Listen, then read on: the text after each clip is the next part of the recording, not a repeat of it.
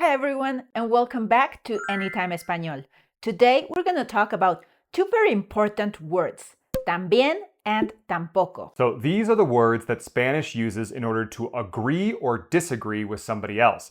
But I'm always getting confused why sometimes I'm supposed to respond with yo también or yo tampoco, and other times I'm supposed to respond with a mí también or a mí tampoco. So what's going on here? First, let's look at how también connects with positive or affirmative ideas and how tampoco connects with negative ideas. And then we'll get into how to use each one to clear up the confusion and improve your Spanish. First, don't forget to give this video a like and subscribe to the channel if you still haven't. And afterwards, don't forget to check out the description of this video for all of our links on how to sign up for our memberships and receive all of our extra members-only Spanish content, how to donate to the channel, as well as our website where you can get a free gift. Let's start with también, which is used to agree with a positive or affirmative idea. And también is going to mean too, also, or as well.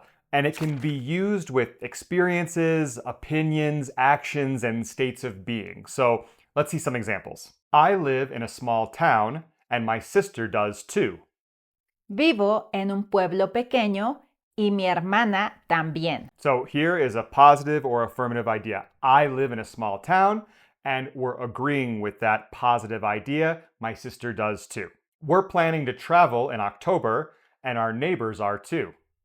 Estamos planeando viajar en octubre y nuestros vecinos también. Whereas tampoco is used to agree with a negative idea. And now tampoco is going to mean either or neither in negative sentences. And remember, unlike English, Spanish requires double negation. So tampoco is always going to work with no or another negative word. So as we go through these examples also, you're going to find that in English, I'm going to say either neither, either, or either, and all of those pronunciations are fine to use. We didn't understand the instructions, and our clients didn't either. No entendimos las instrucciones y nuestros clientes tampoco. So here you see we have a negative statement or a negative idea. We did not understand the instructions and our clients didn't either, so we use tampoco.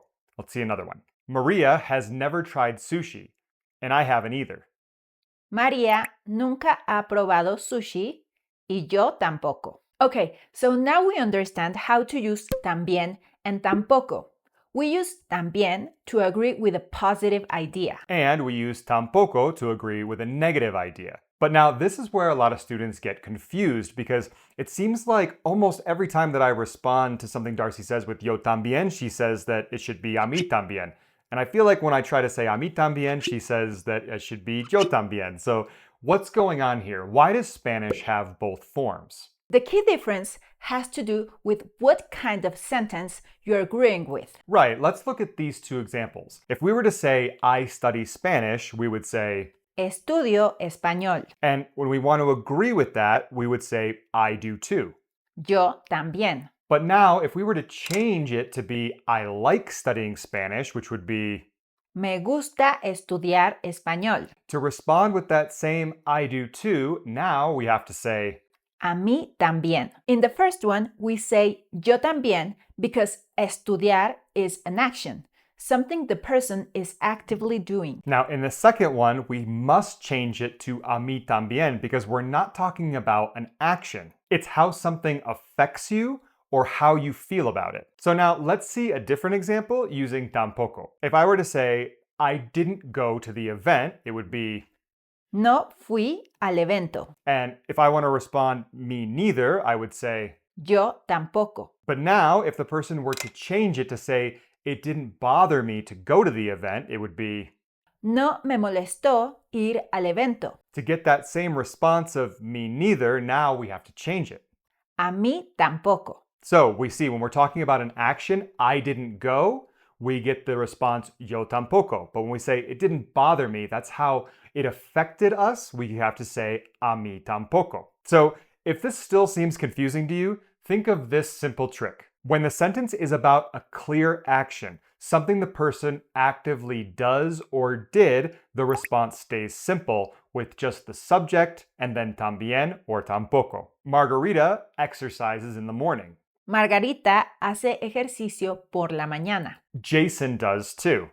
Jason también. So here we respond with Jason también because we're talking about a specific action. She exercises in the morning. Jason does too. We leave the office late on Fridays.